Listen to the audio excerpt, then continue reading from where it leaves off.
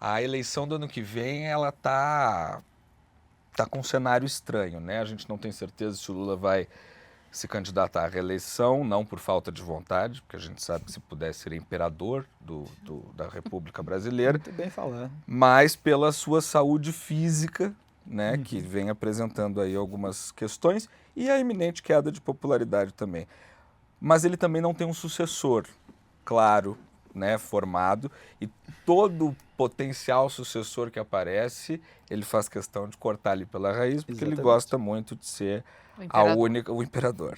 Do outro lado, a gente tem um Bolsonaro inelegível, não sabemos se isso vai permanecer até o ano que vem, porque o Lula também estava preso pouco tempo antes de se candidatar e deixou de estar preso. E aí, como alternativa a esse grupo, a gente tem algumas opções muito especiais, como Michele e Eduardo Bolsonaro, e outras com um Sentiu o pouquinho tom de mais ironia. um pouquinho mais de robustez ali, experiência política, que são os governadores, né? Você tem o Zema de Minas, o Tarcísio aqui de São Paulo, o Caiado no Goiás e o Eduardo Leite ali timidamente no Rio Grande do Sul. Então, de um lado você não tem uma opção e do outro você tem opções demais. O que a gente pode esperar, Felipe, para 2026? E você ainda esqueceu as celebridades, né? Gustavo Lima, cantor E sertanejo, tem. Pablo Marçal, influenciador digital, que E o apareceram Gustavo Lima aí com o endosso do nessa última pesquisa Quest, Wesley muito bem Safadão. posicionados. O endosso do Wesley Safadão. O Arthur Fundamental. Lira foi lá no Cruzeiro do Wesley, né? Foi. Pois é, o Brasil é muito pitoresco. Mas, então, você tem essa pulverização, essa divisão no campo de oposição ao governo Lula. É uma divisão causada pelo Bolsonaro em todos os sentidos, por aquilo que ele fez de estelionato eleitoral, por aquilo que ele fez de aloprado, e abriu margem, inclusive, para que essas figuras de fora do universo político, como Gustavo Lima e Paulo Marçal, colocassem o nome para jogo e, obviamente, vão acabar faturando com esse marketing, né, que o Luciano Huck usava muito aí nas últimas eleições também. E, eventualmente, se tiverem bem pontuados, não sei se eles vão ficar até o fim. Pablo Marçal mostrou na eleição para São Paulo que fica até o fim. Gustavo Lima Não é possível que a gente pode esteja levando isso a sério. Pois é. Não é possível. Pode eventualmente negociar uma desistência, enfim. Porque se faz isso muito na política brasileira. Não estou fazendo nenhuma acusação contra ninguém, estou falando só negociar no sentido político mesmo, né? Olha, tem tantos pontos aqui e tal, eu saio, mas eu quero ministério, eu quero isso e aquilo, e eu apoio. Ou vai fazer o primeiro turno, se perder, vai ter a sua pontuação e no segundo turno vai fazer a mesma negociação, né? Isso pode acontecer. Mas é ruim, né, que não haja a construção em torno de algum nome mais forte contra o Lula. Eu não acharia ruim se houvesse, vamos dizer assim, uma pulverização total, né? Acho bom que haja muitas opções. Mas como você disse, o Lula nunca deixou crescer um líder à sua sombra. Quando ele sentiu que o Ciro Gomes tinha a sua esperteza, né? Ele percebeu, esse cara ele pode acabar me superando aqui, ele cortou as asas do Ciro, na hora de escolher outro, escolheu o Haddad, o Ciro ficou magoado, ressentido, e acabou ocupando uma posição muito esquisita também, que não tinha aderência nos lados, e fica perdendo a eleição sempre em terceiro lugar ou quarto, né? E também aparece aí com seus 9% ainda, né? Atrás do Gustavo Lima, que estava ali com 13 e o Pablo Marçal com 12, a depender do cenário, porque tem cenário que o Pablo Marçal fica até na frente ou eles ficam empatados. Então, assim, outra coisa que eu lamento é que não haja uma voz racional, tarimbada e com algum zelo pela moralidade pública no campo antipetista que não seja associada ao Bolsonaro. Que não seja grata ao Bolsonaro, como o Tarcísio que não seja muito mansa com o Bolsonaro, como o Partido Novo do Romeu Zema acaba parasitando o eleitorado bolsonarista. Vários deputados eleitos foram aqueles que estavam próximos à família Bolsonaro, passando pano ou se omitindo em relação a aspectos graves do governo Bolsonaro. Falei isso na véspera dessa gravação aqui no meu próprio programa, o Papo Antagonista. E a outra opção é o Ronaldo Caiado, que também teve o seu momento de proximidade. Em alguns pontos teve uma divergência. pouco mais ele incisivo. tem mais incisividade, tem mais bagagem política, porque o Ronaldo Caiado foi presidenciável em 1989. Né?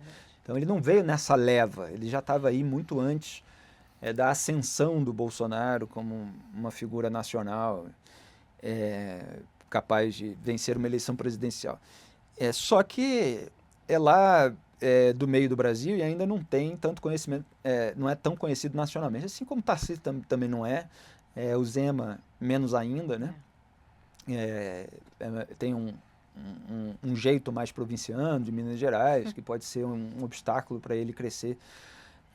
E não é nem provinciano mineiro, porque o próprio Eduardo Paes, por exemplo, que está num campo mais do centro, mais próximo da esquerda, também nunca conseguiu crescer para além da prefeitura, ficou muito marcado por esse jeitão carioca, ele adora aquele oba-oba, e ele tem diversos elementos ali cariocas mesmo, da personalidade dele, adora um samba e tal, mas claro que usa aquilo para o marketing político dele também.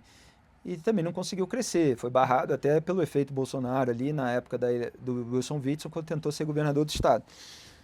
Então, assim, você tem um cenário em que tem muitas possibilidades na mesa ainda, mas repito, eu lamento que não o campo de oposição ao Lula e oposição por princípios, pelas imoralidades do governo, pelos escândalos mensalão do Petrolão, pela crise econômica, por uma gestão desenvolvimentista que sempre acaba gerando inflação, a subida do dólar, etc., que não tenha se conseguido construir um canal, uma mensagem, um discurso, um grupo político que possa representar esses valores. É surreal.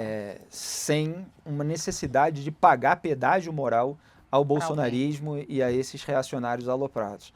Porque se tivesse esse grupo, mesmo aquela falange radical, né, não havendo tantas divisões assim, no final acaba votando nesse grupo contra o PT, contra o Lula. Quando você há uma divisão, eventualmente pode ter um ou outro elemento que até prefere votar no PT para depois o Bolsonaro ganhar e não ganhar alguém que ele considere, sei lá, um isentão ou uma direita limpinha, né? Porque eles gostam da direita suja. Isso. Eu acho incrível esse tipo de confissão. Bolsonaro até no outro dia ele falou, porque falam de uma direita limpinha e tal. Parece que ele tem orgulho, né? Claro. De ser assim o capitão da direita suja, né? Então, sim, o Tarcísio, de fato, é o político mais bem posicionado, que tem o maior meio de ação nesse campo, como governador de São Paulo. Agora, por justamente o Bolsonaro, assim como o Lula, não gostar que cresça uma liderança à sua sombra, essas figuras também não estão projetadas ainda nacionalmente e vão enfrentar esses obstáculos. E aí surge esse flanco para os Gustavos Lima, para o Pablo Marçal. Pablo Marçal que já foi condenado, né? Foi inclusive na entrevista que eu fiz com ele, que ele, se a sociedade não assim, eu peço perdão e tal, mas ele nunca reconhece ali como um ato criminoso naquele caso de fraude bancária. Ele considera que andou com as pessoas erradas, pelo menos na retórica dele, obviamente. Foi induzido. Foi induzido, etc. Então, assim, é uma pessoa que também tem um passado de uma conduta que foi alvo de uma condenação. Então, você não tem uma opção. O Tarcísio é muito próximo do Bolsonaro e o Bolsonaro, a preocupação maior dele é escapar da cadeia.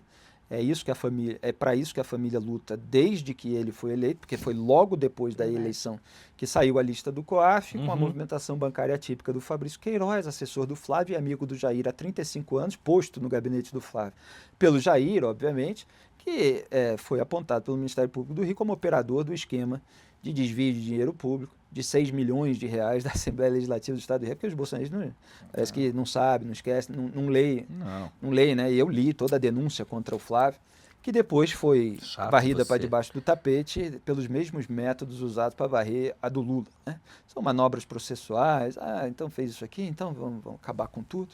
Isso. Tudo acaba numa gaveta do Gilmar, se o Gilmar um dia quiser e tal, enfim, se o pessoal não estiver se comportando bem, de repente ele tira da gaveta. Então, Esse é o cenário, é um cenário que, assim, é De claro muita que esperança. é favorável para o Tarcísio se ele tiver essa fibra, mas ele vem, lamentavelmente, com alguns preços, né?